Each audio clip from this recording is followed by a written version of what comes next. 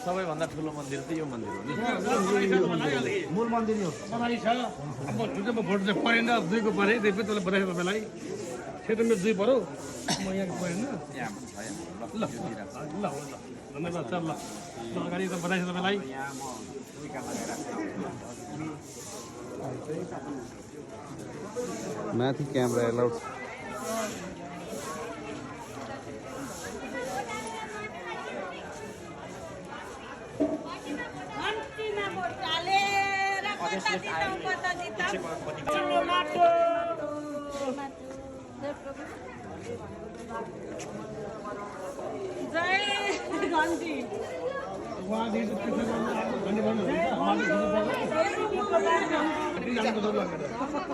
देह बन्छ त्यही माटोमा जान्छ त्यही जान्छ माटोमै जान्छ पनि त्यो त अनि हामीले माटो लाँदा पनि हुन्छ माटो पानी हाम्रो झन् बाई हो अनि त्यो गर्नुपर्छ ल मान्छे घन्टी घन्टी बसेर घन्टीको कुरा बुझाएको छैन होइन आफूले हेर्नुपर्छ क्या माटो भने त पवित्र चिज हो नि त जति खाइन्छ ती बढिन्छ ती हुर्किन्छ त्यो अन्न त्यो ठाउँ त्यही हो प्रत्यक्ष धरती हो नि त माटो भनेर होइन त नबुझ्ने मान्छेले क्या जरुरी छ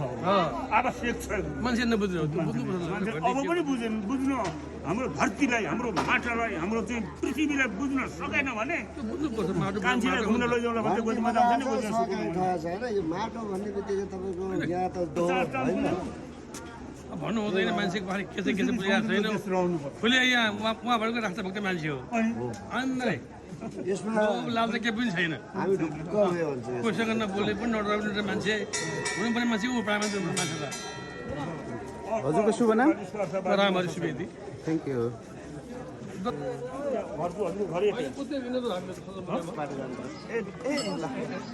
अर्को साम्पाङ अहिले बडा क्षेत्रको मन्दिरको दर्शन गरिसकेपछि यहाँ तस्बिर खिच्नको लागि हुने भएको छ यो बडा क्षेत्र यहाँ देखिरहेको दृश्य पछाडिको यो सप्तकोशी हो र यो ठाडो खोला भएको कोका खोला भन्ने गर्छ